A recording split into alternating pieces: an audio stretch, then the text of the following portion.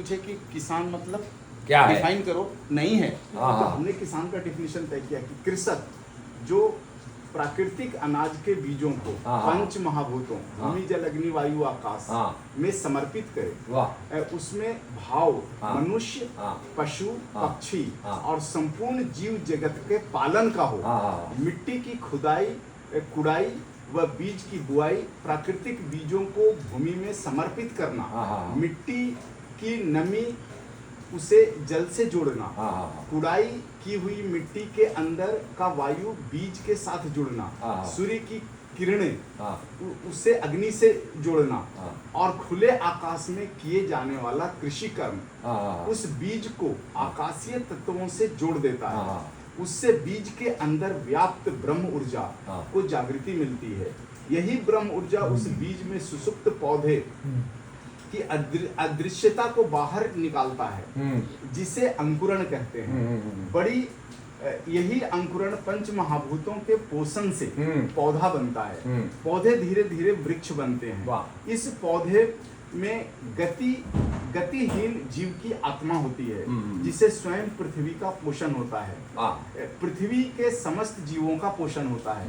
अतः कृषि कार्य करने वाला भारत का कृषक ब्रह्म ऊर्जाओं का पुत्र है। वह सुसुप्त अनाज, फल, फूल, औषध और समस्त वनस्पतियों के बीज को ब्रह्म का दर्शन करवाते हैं, महाभूतों से पोषित करवाते हैं, फिर अंकुरित होने पर उसकी देखभाल करते हैं।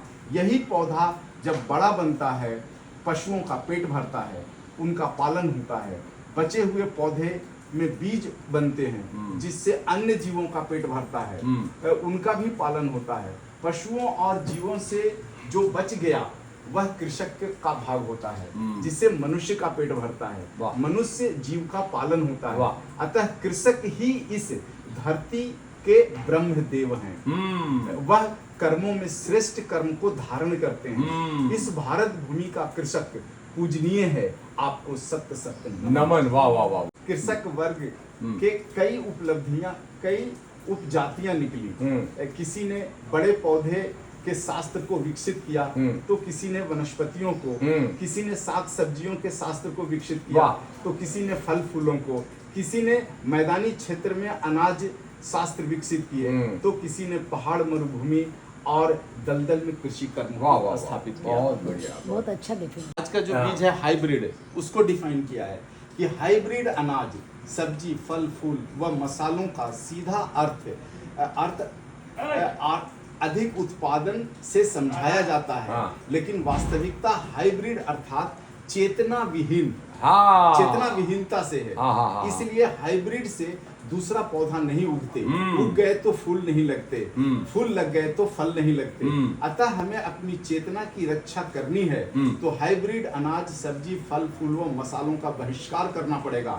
हाइब्रिड तथा जर्सी, हॉलिस्टीन, फ्रीजियन व क्रॉस, जो गाय की तरह दिखने वाली जीव है, भारतीय कृषि व समाज व्यवस्था को नष्ट करने की दिशा में ब्रह्मास्त्र जैसा उपयोग किया गया।